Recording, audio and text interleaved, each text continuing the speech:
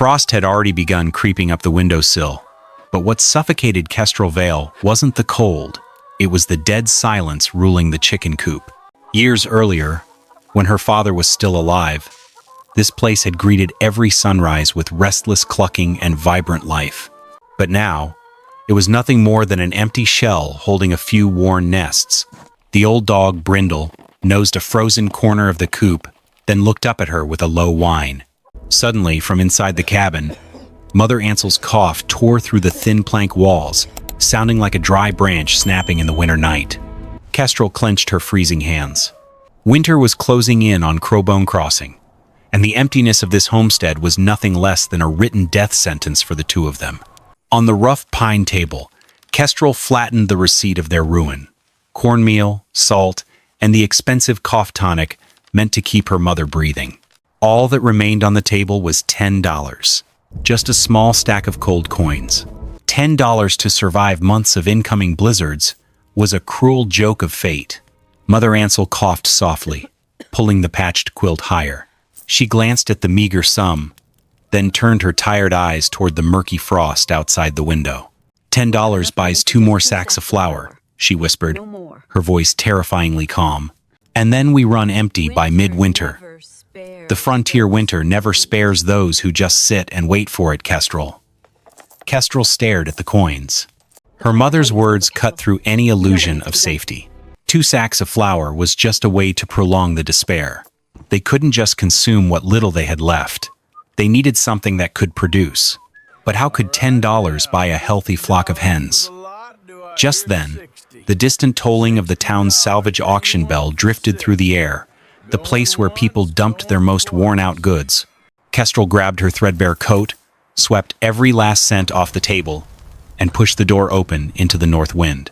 Playing it safe was no longer an option. She needed a gamble. The sale yard at Crowbone Crossing stood beside an old freight store whose roof had begun to sag under years of snow and dust. Kestrel arrived before noon and kept to the back, while Rusk Tallow, the local auction man, worked through broken harness rings, cracked water buckets, damp grain sacks, and 3 narrow goats with winter already showing in their ribs. Men laughed easily there, because poor goods made poor jokes cheap. Near the end, Rusk hooked 2 fingers under a canvas tarp and pulled it from a low wooden crate pen. 89 hens stood packed inside. Their backs were bare in patches. Their combs hung pale and thin. Some held their eyes open with the dull patience of animals long handled by careless hands. The crowd made its judgment at once. Kestrel did not. Behind the slats, one naked-necked hen looked straight at her. It never clucked. It only blinked. Rusk waited for another bid. None came. He lowered the price once. Then again, boots shifted across the frozen ground, but no one stepped forward. A few men folded their arms as if even looking too closely at the flock might cost them money. Finally, Kestrel raised her hand. The auction ended before anyone expected it would. $10 changed hands. Every coin she had left disappeared into Rusk's palm. Relief crossed his face for only a moment. The burden belonged to someone else. Now, a dry laugh broke from the crowd. Others quickly joined it. Hiram Soot, the village blacksmith, shook his head and called out, $10 for 89 empty stomachs. They'll eat better than you will. More laughter followed. Nobody argued with him. Kestrel simply signed the receipt, walked to the crate, and lifted the first box with steady hands. The chickens barely stirred beneath the rough slats. Brindle circled the wagon quietly, while she loaded each crate one after another. Behind her, the laughter drifted across the yard like dry snow blowing over frozen ground, already convinced the story had reached its ending before the real work had even begun. The hired mule leaned into the traces, while the old wagon sled creaked across the frozen road toward the Vale cabin. Brindle trotted beside the wheels, glancing back at the crates every few steps, as though counting them. Frost gathered along the rough boards, and the north wind slipped through every crack it could find. Inside the boxes, the hens remained almost silent. Every so often, Kestrel caught a faint scrape of weak claws or the quiet rustle of feathers shifting against wood. Those tiny sounds mattered. They meant life had not entirely withdrawn. When the trail dipped toward a frozen creek crossing, she eased the mule to a slower pace. The cargo behind her was no longer merchandise bought at auction. 89 living creatures now depended on every careful mile between the sale yard and home. By the time Kestrel reached her cabin, the story had already arrived at Bram Cox's general store.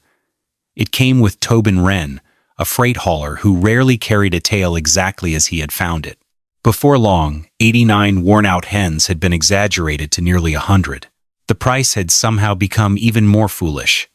Every telling polished the mistake until it sounded too remarkable to question. Bram listened while measuring coffee beans into a paper sack. He worked the numbers in his head without writing them down. $10 is only the beginning, he said. Feed comes every day. Hiram rested one elbow against the stove and smiled. She'll spend more feeding them than they're worth.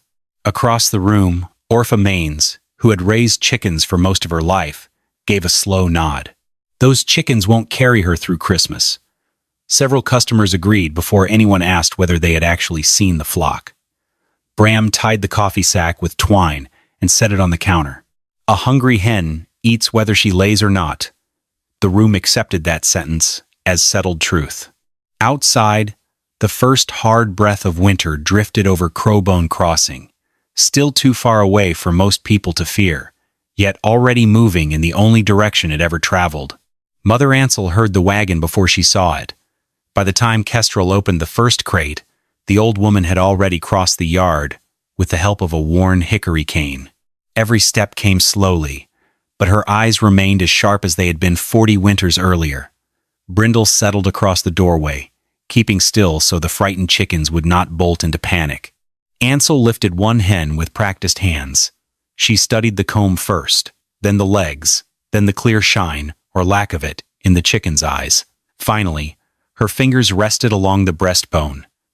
The ridge felt far too sharp beneath the skin. She lowered the hen gently. "They aren't dying," she said. "They're emptied, nothing more." Kestrel understood, but she reached for neither the feed bucket nor the water pail first. A starving flock could not recover inside a building that leaked its warmth into every gust. The coop had to change before the hens could.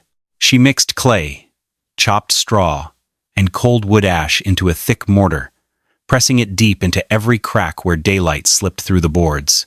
Old pine planks lifted the nesting straw several inches above the frozen floor so dampness would stay below. She cut new roost poles and fixed them lower than before. Weak hens should never waste strength climbing farther than necessary. Mother Ansel watched for a while before speaking. "Cold reaches farther on moving air than frozen ground." Kestrel nodded and kept working. A coarse burlap sack hung across the doorway. The water trough moved against the inner wall. Outside, she enclosed a modest yard on the southern side of the coop, where the rising sun would warm the earth first, and the cedar fence caught the afternoon wind. Brindle lay quietly nearby, lifting his head whenever a hen wandered too close to fresh mortar. Before leaving the wall, Kestrel placed her hand beside the final repaired seam. Winter had not weakened. It had simply lost one more doorway into the coop. Once the space was ready, the weakest hens were carried into the warmest corner of the coop, where thick straw covered the newly raised planks. Those still able to stand found their way into the small southern yard, protected from the north wind. No hen was hurried. Each one crossed the distance at its own pace. And just like that, Kestrel lifted crate after crate. The real work had finally begun. Kestrel measured every handful before it reached the feeding trough. A body worn down by hunger could suffer from too much food as easily as too little. Recovery depended on balance, and balance could not be rushed. With not a single coin left to buy feed, Kestrel had to gamble with their own meager winter stores. She ground their remaining dry corn into coarse meal and mixed it with lightly toasted oats that had been stored since harvest. Wooden trays beneath the cabin window held sprouted grain, a clever way to stretch a small handful of seed into a larger volume of fresh, green food for an otherwise brown winter diet. A small spoonful of rendered beef tallow scraped from a leftover jar in the kitchen added needed strength without making the mixture heavy. Beside the main feed, She placed crushed oyster shells scavenged for free from old trading barrels and chipped limestone broken with the back of a hammer. Mother Ansel watched the hens gather slowly around the trough. "They'll tell you when they're ready for more," she said. "Listen before you pour." The meals stayed small. 4 modest feedings replaced 1 large one. Chickens that had gone too long without proper care needed steady rhythm more than overflowing troughs.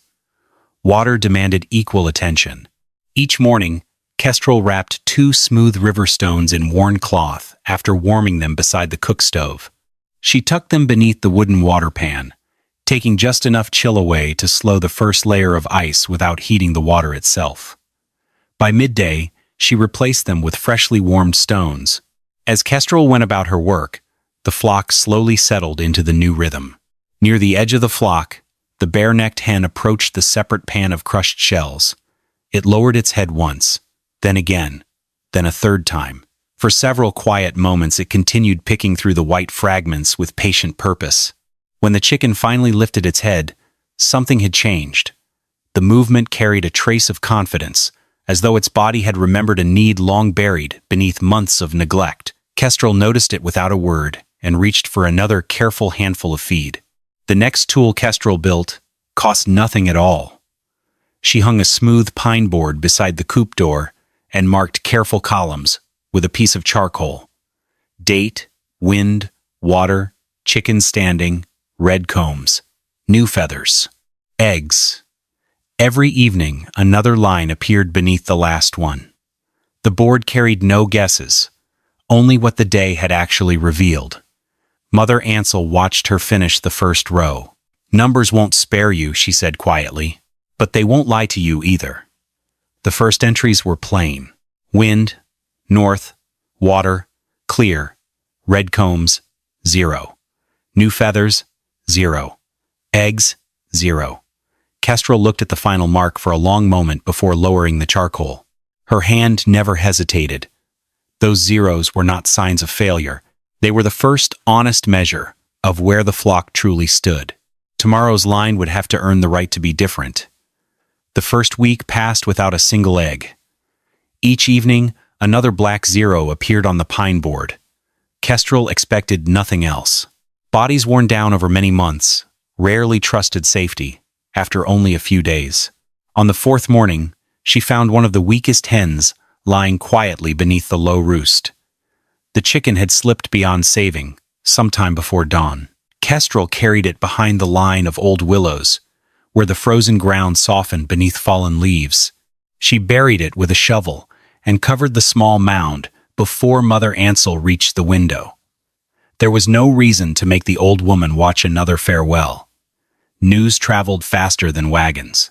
By afternoon, Bram's store had already heard that the flock had started dying. Hiram gave a knowing shrug. 89 will become 0 before long. The remark spread through the room with several quiet nods. Back at the coop, Kestrel studied the board instead of the rumor. 1 chicken was gone. 88 remained. 17 now stayed on their feet through the morning feeding without sitting down to rest. 9 had begun scratching the ground instead of waiting beside the trough. The numbers told a different story from the one drifting around Crowbone Crossing. She erased nothing. She added nothing. Setting the numbers aside, Kestrel continued her work. She broke the thin sheet of ice forming along the water pan and replaced the warm stones beneath it. The flock still needed clean water before they needed anyone to feel sorry for them. The 8th morning brought a lesson Kestrel had not expected. Heavy frost had settled across Crowbone Crossing during the night. Inside the coop, the northern corner smelled wrong. She knelt beside the bedding and reached beneath the top layer of straw. Her fingers came away damp.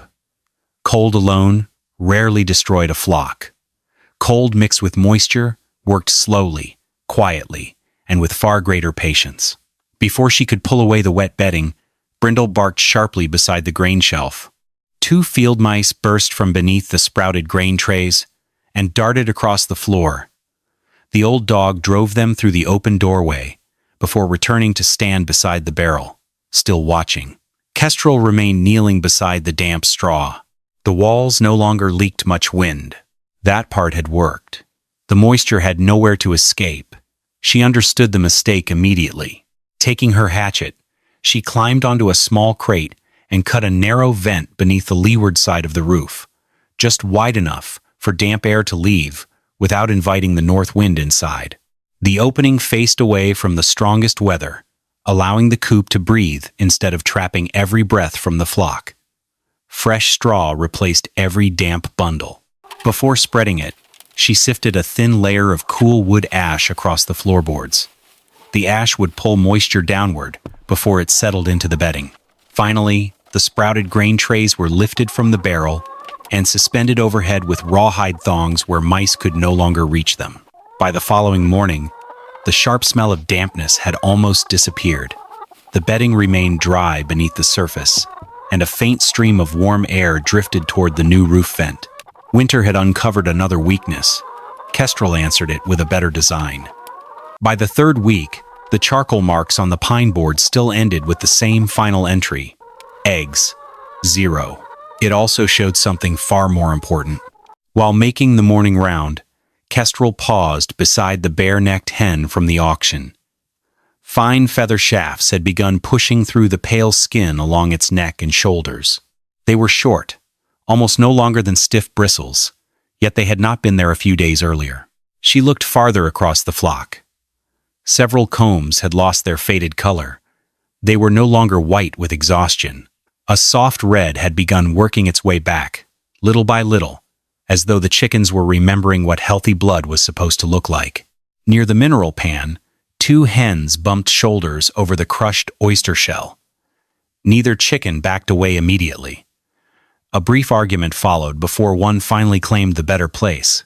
Across the coop, another scratched through clean straw until it uncovered a forgotten grain kernel and swallowed it with quick satisfaction. The building sounded different. Not loud, not busy. Just alive enough that the silence no longer ruled the room. That evening, Mother Ansel remained in bed while Kestrel closed the coop for the night. The old woman listened quietly through the open cabin window. After several moments, she smiled without opening her eyes. "They're talking again." Kestrel glanced toward the fading light beyond the yard. The flock had not laid a single egg yet. Even so, the small voices drifting from the coop carried a promise that numbers alone could not measure. The chickens were no longer merely surviving the days. They were beginning to belong to them. The first eggs appeared on a bitter morning near the end of November. Frost covered the fence rails, and every breath turned white before disappearing into the still air. Kestrel carried her lantern into the coop as she had every morning since the flock arrived.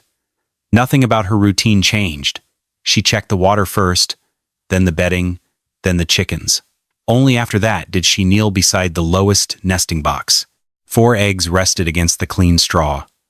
She looked at them for several quiet seconds before lifting each one into a folded piece of linen. The shells still held the warmth of the hens that had laid them. Outside, she walked to the pine board and changed the final line. Eggs, 4.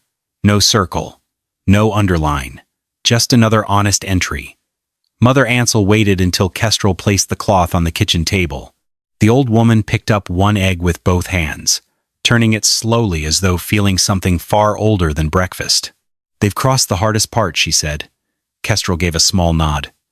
4 eggs could not feed a family. They could not earn back $10, nor could they silence an entire town. The following morning brought 6, then 9. 2 days later, 11. Each number climbed by only a little, but every increase came from the same chickens that had once stood silent inside an auction crate. Crowbone Crossing remained unconvinced. At Bram Calk's store, someone remarked that 11 eggs would not even pay for the corn those hens had already eaten. A few customers laughed softly and returned to their coffee. Kestrel never heard the conversation. She was replacing fresh straw beneath the nesting boxes before daylight faded, knowing that production was not built by celebrating the first success. It was protected by giving tomorrow's eggs every reason to arrive. Winter arrived without waiting for the calendar. The first blast came during the night. The second followed before sunrise. By afternoon, the north wind swept across Crowbone Crossing with enough force to drive loose snow beneath doors and through careless walls. Water pans froze solid. Barn doors refused to open. Every weakness that had gone unnoticed in October suddenly announced itself. At Orphamaine's coop, damp bedding turned cold and heavy. The hens stopped laying almost overnight. Across town, Hiram found 3 chickens dead beneath a perch, where a narrow crack had allowed freezing air to pour across them for hours. His confidence disappeared far more quickly than his laughter had. The weekly stagecoach failed to arrive.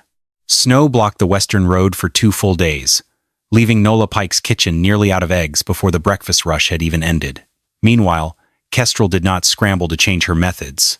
She simply tightened her defenses. Her inspections doubled, from before daylight until well after sunset. The burlap curtain dropped lower across the doorway whenever the wind lashed out.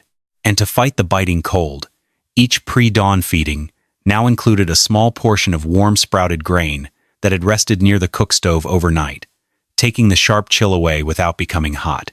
Brindle refused the comfort of the cabin. He paced the coop through the longest hours of darkness, stopping now and then to lift his nose into the wind before circling the building again. Nothing about the little chicken house looked impressive. The walls still leaned, the roof still carried old scars.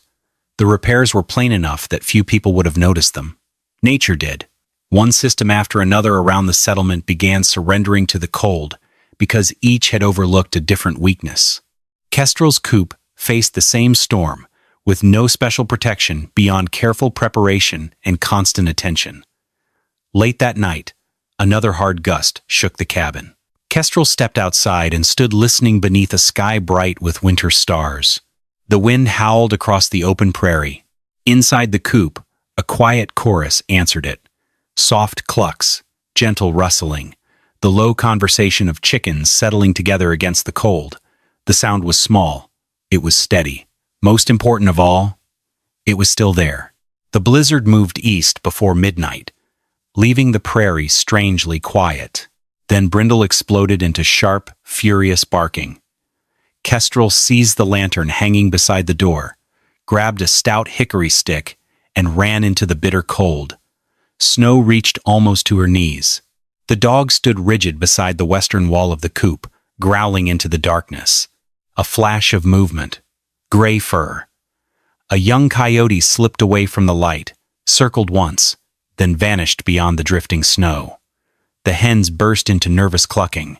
Kestrel lowered the lantern toward the ground and found fresh claw marks beneath the wall. Wind-packed snow had forced one of the lower planks outward, just enough to leave a narrow opening. The predator had found it. Another storm might have widened it. She wasted no time. Flat stones from the nearby woodpile were wedged tightly against the foundation. Frozen clay, mixed with chopped straw, sealed the gap before the wind could steal the fresh mortar. Her fingers burned with cold as she pressed every handful into place. Brindle never left his position. He stood between the darkness and the frightened flock, watching every shadow beyond the lantern's reach. Before returning to the cabin, Kestrel tied several empty tin cups to a rawhide line stretched along the western wall. Any push against the boards would rattle the metal and wake both dog and owner. When the lantern finally dimmed, the coop settled once more. No chickens had been taken. Winter had arrived with teeth as well as frost. This time, it had gone hungry. The cold tightened its grip on Crowbone Crossing day after day. Smoke climbed from chimneys that sheltered families, but many chicken coops had already surrendered. Orpha's hens remained quiet. Hiram's surviving flock laid only a handful of eggs across an entire week. Every frozen morning seemed to erase another plan that had looked sensible before winter arrived. For her part, Kestrel patiently maintained the strict discipline written on the pine board. Not a single habit was shortened, not a single chore neglected just because the weather had grown harsher. If anything, every task became more deliberate and unwavering than ever. Instead of complaints, the numbers began changing. 18 eggs. 2 days later, 24. The next count reached 31. Kestrel paused only long enough to record each total before continuing with the morning chores. The flock had learned its rhythm, and rhythm disappeared quickly when neglected. Then came another clear morning, after a night of bitter cold. She moved from one nesting box to the next, wrapping each egg in linen before placing it into the basket hanging from her arm. The basket grew heavy. When she reached the final row, there was no room left. Kestrel returned to the cabin without a word, took down the second basket that had belonged to her father, and finished the collection. 37 eggs from 89 hens that had once stood silent inside an auction crate. The warmth rising from the fresh eggs drifted through the freezing air like proof that needed no witness. She marked the number on the pine board. Eggs. 37. Outside, winter remained exactly as harsh as it had been the day before. The wind had not softened. The nights had not grown shorter. The difference lay elsewhere. The season had stripped away every careless habit, every overlooked crack, every weak routine. What remained was a system built to meet the cold, instead of hoping to escape it.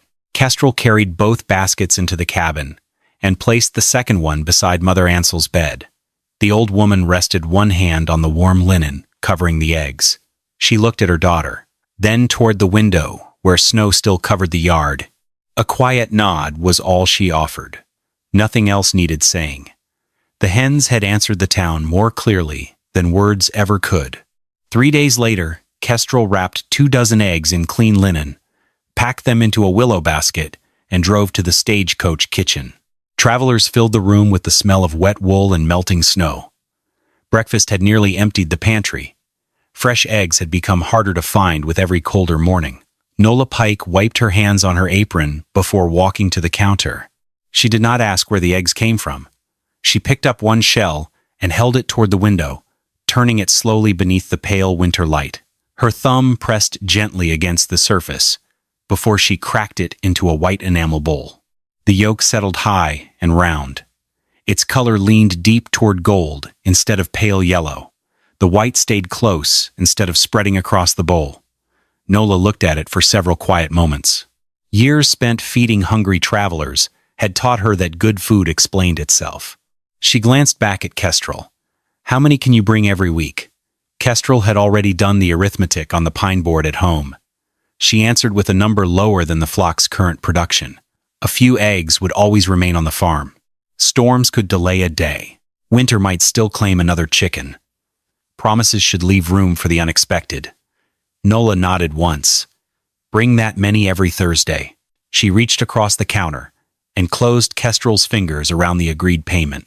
Before lifting the basket toward the kitchen, she picked up one of the eggs again. "These will hold a man through morning."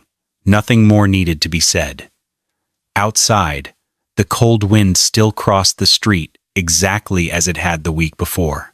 Yet one small basket had just turned 89 forgotten hens into something the frontier valued above rumor, a dependable meal. The next stop stood only a few buildings away. Bramcock looked up as the store door opened and admitted a gust of cold air along with Kestrel. She carried another basket to the worn wooden counter and lifted away the linen cloth without speaking. For a long moment, Bram studied the eggs instead of the woman who had brought them. Their shells were clean. Their sizes matched closely enough to show careful sorting. Nothing about them resembled the worn-out flock everyone had laughed about only weeks before. The room stayed unusually quiet. Hiram stood beside the cast-iron stove, warming his hands. He watched without offering the jokes that had once come so easily. Bram picked up an egg, turned it over once, then set it back into the basket. 50 eggs. "I can sell these." Kestrel named the number she could deliver each week. He nodded. "I'll keep a place on the shelf." The agreement ended with a simple handshake. Before Kestrel reached the door, Hiram cleared his throat. "Wait." She stopped and turned. He stepped to the counter and counted out enough coins for 12 eggs. His eyes remained on the basket rather than on Kestrel. "My wife needs good food." That was all. No apology crossed the room. None was requested. Kestrel wrapped the dozen carefully and handed them over. Hiram accepted the package with both hands, almost as gently as someone carrying medicine. When she walked back into the winter air, the bell above Bram's door rang softly behind her. The same store where the first rumors had grown now held the first basket of her eggs for sale. Nothing in the building had changed, except the evidence resting on the counter. Sometimes that was enough to change everything else. The following Sunday, after the morning service, Deacon Lorne Bell stopped at the Vale cabin with an empty wagon and an uneasy expression. Several families had reached the end of their winter stores sooner than expected. Flour had grown scarce. Salt pork had been stretched too many times. The church planned to cook one hot meal before the next supply wagon could fight its way through the drifts. "We need eggs," he said simply. Kestrel carried 2 baskets onto the porch. One held the strongest, most even eggs promised to regular buyers. The second contained smaller ones, and a handful with hairline cracks in the shell. Still perfectly fresh, but unlikely to travel well. Lorne pointed toward the smaller basket. "We'll take those too." Kestrel shook her head. "You'll pay for the sound ones." She lifted the cracked eggs into his basket herself. "These should be cooked first." Nothing in her voice suggested charity. It sounded more like instructions for storing firewood before a storm. The deacon understood. He thanked her, covered the baskets with clean cloth, and drove away toward the church where warm food would soon replace another evening of empty tables. When Kestrel told Mother Ansel where the extra eggs had gone, the old woman rested quietly beneath her quilt. She looked toward the coop, where steady clucking drifted through the cold afternoon air. A faint smile touched her face. "Your father would have eaten one slow." Kestrel smiled back for only a moment before pulling on her coat again. The flock still needed fresh water before sunset. Outside, winter remained every bit as cold as before. Yet the hens that had once been dismissed as worthless were now helping feed neighbors who had never imagined they would depend on them. Their value had never been hidden inside the price paid at the auction. It had been waiting inside the chance to recover. A few days later, Orpha Maines walked slowly through the Vale gate carrying nothing except a pair of worn leather gloves. She stopped outside the coop and listened before speaking. "I can't keep my bedding dry." Kestrel opened the door. There was no lecture waiting inside. She pointed first to the narrow vent tucked beneath the sheltered side of the roof. "Damp air has to leave." Next came the thin layer of wood ash beneath the straw. "It catches moisture before the bedding does." The lower roosts followed, then the water pan against the inner wall, and finally the trays of sprouted grain resting where mice could not reach them. Orpha knelt and pressed her hand into the bedding. The straw felt warm enough to flex and dry enough to rustle instead of clumping together. She stayed there for several silent seconds. "I've been fighting the cold," she admitted at last. Kestrel looked toward the open prairie. So has everyone. Winter had not changed. The lesson had. When Orpha left that afternoon, she carried no eggs with her. She carried several better questions instead, and by the following week, a small roof vent had appeared above her own coop. By the time winter began loosening its grip on Crowbone Crossing, the pine board beside the coop door had filled with charcoal marks from top to bottom. They told an honest story. 82 hens had returned to steady production. Several others lived comfortably in a separate pen, eating well but laying little or nothing. A few never recovered enough to produce again, yet they remained healthy enough to scratch through the straw each morning. Kestrel never erased those facts. Real work had no reason to pretend perfection. She stepped outside before sunrise, as she had done every day since bringing the flock home from the auction. Frost still silvered the yard, though the mornings no longer bit quite as hard. Brindle stretched beside the porch before taking his familiar place near the coop door. Inside the cabin, Mother Ansel sat wrapped in her quilt, listening through the open window. The chicken house answered the morning with a low, steady chorus. Soft clucking, gentle scratching, the quiet conversation of chickens beginning another ordinary day. Months earlier, that sound had been missing. Now it filled the little building without effort. Kestrel stood for a moment, hearing it wash through the weathered boards, before reaching for the willow basket hanging beside the door. The eggs would cool if they stayed in the nest too long.